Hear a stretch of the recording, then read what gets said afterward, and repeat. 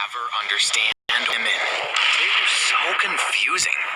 Firstly, I had no idea what they wanted. And secondly, I didn't even know females existed until I was 18. You probably don't believe me. You're probably wondering how that is even possible. Well, let me tell you, it is one crazy story. But first, make sure you like and subscribe to this channel, and turn on post notifications. If you do, your crush will text you within 2 days. Trust me. So, back to the story. I grew up in an all-boys school. The headmaster was this old man who was very strict and harsh. He never smiled. He never cared for us. He was always grumpy and always seemed to be yelling at somebody. He ran this school all by himself, and there were around 100 boys in total. No girls. The headmaster told us the outside world was ravaged by monsters and demons, and we had to stay inside the school if we wanted to survive. At the school, we were safe. You might think that's baloney, but we all believed him. We had been growing up there for as long as we could remember, and he was the only adult around. We knew nothing else. Now that I think about it, it was probably more of a cult than an all-boys home. But back then, I didn't even know what a cult was. We lived simple lives. We grew our own crops. We tended our own livestock. We lived seemingly in the middle of nowhere, in this huge forest. The headmaster dressed us all. A good breakfast, good morning. And I always give Jacob after one kid.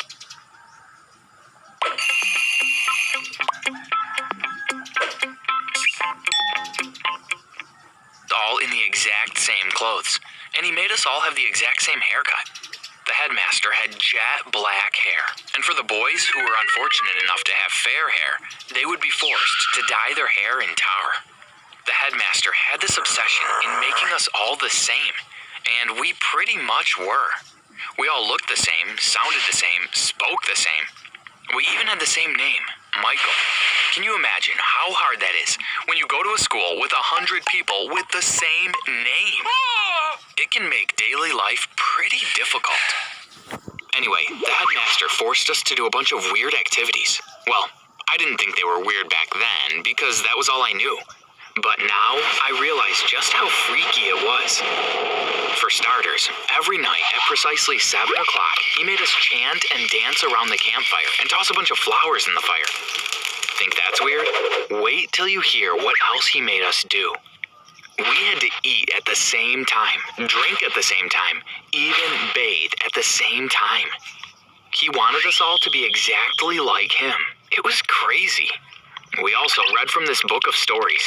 He called it the Book of Wisdom, and it told all about how man started the world, how man had found fire, how man was the greatest being on earth. It never mentioned anything about women. We had no internet, no books to read, no radio. We had no idea women even existed.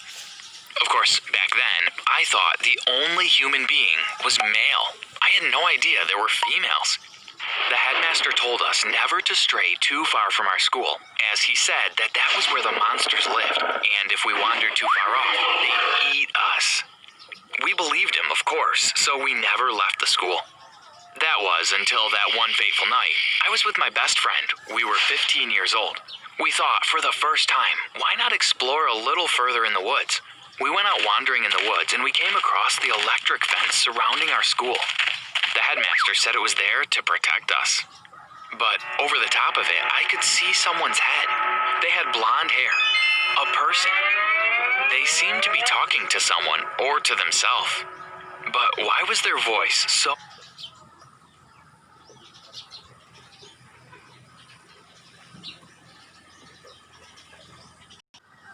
their hair so long? I pointed them out to my best friend, and he looked over too. We had no idea what to do. Who was this stranger? Why did they sound so strange? Before I could call out to that person, the headmaster appeared out of nowhere, face red with anger, and he dragged us all the way back to school. My friend and I were too scared to cry out, so we returned silently back with the headmaster. When we got back to school, he screamed and yelled at us, telling us off for straying too far. My friend and I never mentioned anything about the blonde-haired stranger with the high-pitched voice, and we never told anyone else about it either. I guess since the headmaster was so mad, we thought it was better to forget about it than bring it up again.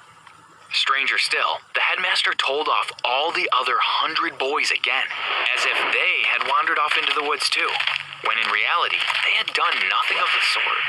Back then, I thought it was normal, but now I realized just how crazy our headmaster was. Even though I was scared of the headmaster's outburst, I was still curious about the strange person with the blonde hair. So, one day, I returned to the fence alone, and I spotted the really strange-looking human again. It was the blonde-haired human, and I had a clearer view of them this time. What I saw made my jaw drop. They looked sort of like me, except they had long hair, and their chest looked different than mine. I was so confused. They didn't look exactly like me, but they were definitely human. Then what were they? All of a sudden, the human glanced up at me, and they shouted at me. They were wearing a strange uniform as well, and wore a golden badge on their shirt. Who was this person, and why did they look so weird? That's when I realized it was a female, a woman. My mind suddenly lurched back to when I was 10 years old. I remember I had found an old newspaper at the school, under the floorboards.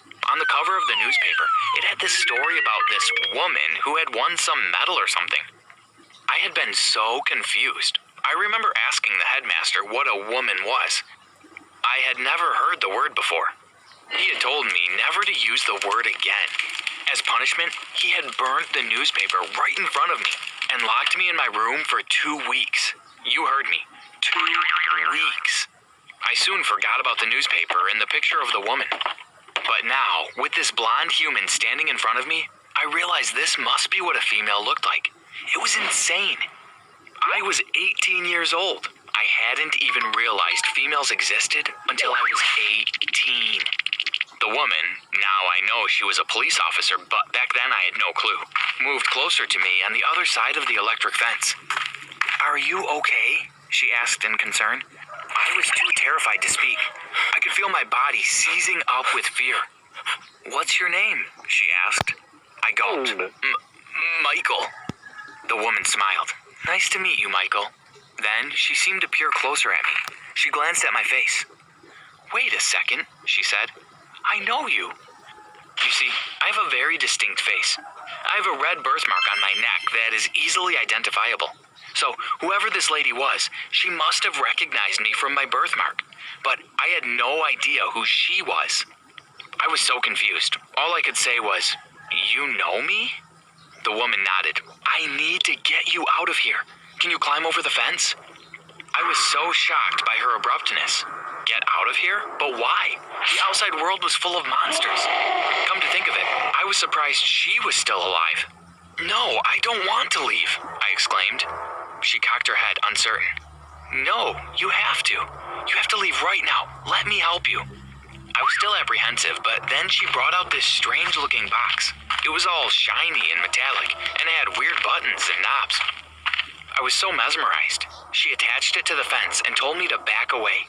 I obeyed, and suddenly sparks flew out of the fence and from the weird metal box. "You can climb over now," the woman said. "Trust me, it's safe now." I shook my head. How? It was an electric fence. How could she disable it like that? But then I heard a loud shout behind me, and suddenly the headmaster was bolting out of the tree line. He was sprinting towards me, shouting at me to get back. The woman yelled at me to hurry, to climb over, but I was so torn. Who should I trust? The headmaster who had cared for me for my whole life? Or this strange, yet kind woman? I took one look at the headmaster's fuming face, and I made my decision. I rushed to the fence, climbing over. I just managed to slip past the headmaster's fingertips. I landed on the other side, and the woman took my hand, and we bolted.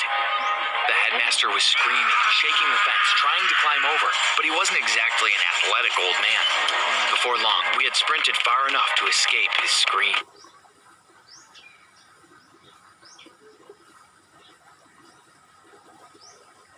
Then, suddenly, the woman led me to this huge metal monster. I yelped, shrinking back. Then, the monster ate the woman.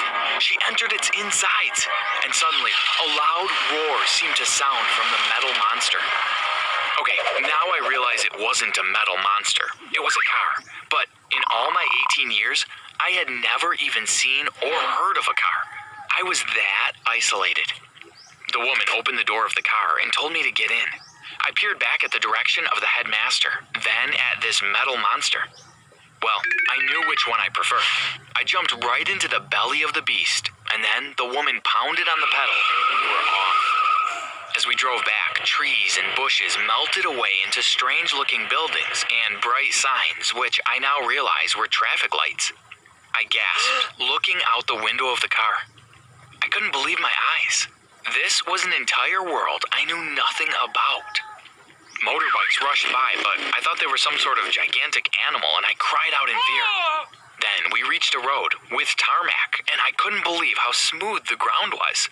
More and more buildings came into view with all sorts of objects that were completely alien to me. Michael, I have to tell you something, the woman called over. Yes, I whispered. Your real name isn't Michael. It's Sam, and you don't belong with that man. You have a family. She paused. You were kidnapped. I frowned. Kidnapped? Yes, at a very young age. You're lucky I recognized you from one of our missing person files. And you're lucky you have a birthmark. Otherwise, you may have been stuck there forever. I was too confused and overwhelmed to even process her words. I'm going to take you straight to your family, she said. My family? Yes, they will be so overjoyed. She introduced herself as a policewoman. Her name was Ashley. She told me I had been missing for 18 years, and that the police had been on the lookout for me ever since. My family still believed I was alive, and continuously put up posters around town. As it turned out, the headmaster wasn't the righteous man he had made himself out to be. He was a kidnapper, and had taken me from my family when I was barely a year old. He had then raised me in isolation from the rest of the world. As Ashley told me all of these things, I could feel my mind split into two. This was crazy, insane. I had a family? I had been kidnapped? How could this be? Ashley eventually told me we were at my family's house. She said she'd go in first and ask them to come meet me. I was too nervous, mostly because of the metal monsters driving past and the bright lights everywhere, but also because of my family. What would they look like? Would they remember me? Would they even like me? And I realized that I didn't even know what a family was.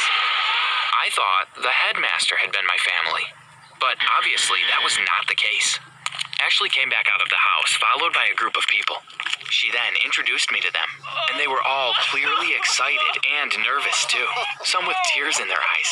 I had a mother, a father, 2 sisters. I never even knew females had existed until then. But suddenly they reached out and embraced me. They told me they had missed me so much. I was still so confused, but I admit it felt good. My family helped me adapt into this whole world I knew nothing about. I went into therapy, which was much needed. It was like I had time traveled to the future. I was behind in my education, so even though I was 18 already, I went to school again, and I was shocked by all the girls there. I couldn't believe, for 18 years of my life, I never even knew they existed. Their hair smelled so nice, and they were all so pretty.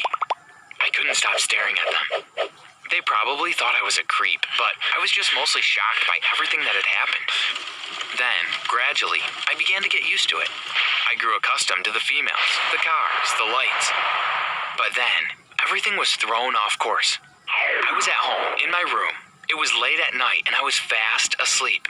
But then, I heard a loud noise. I opened my eyes and saw the headmaster looking in through the window with his malicious eyes. He had found me. I was terrified and screamed, and the headmaster opened the window to try and get into the room, but my mom burst in just in time. We called the cops, and the headmaster was arrested. To this day, he is still in prison, serving a life sentence for kidnapping over 100 children. My life was never the same because of him. My childhood was ruined. I had missed out on so much of the world. But I'm so thankful my real family is here to help me. And I'm happy to tell you that things are getting better. Slowly but surely.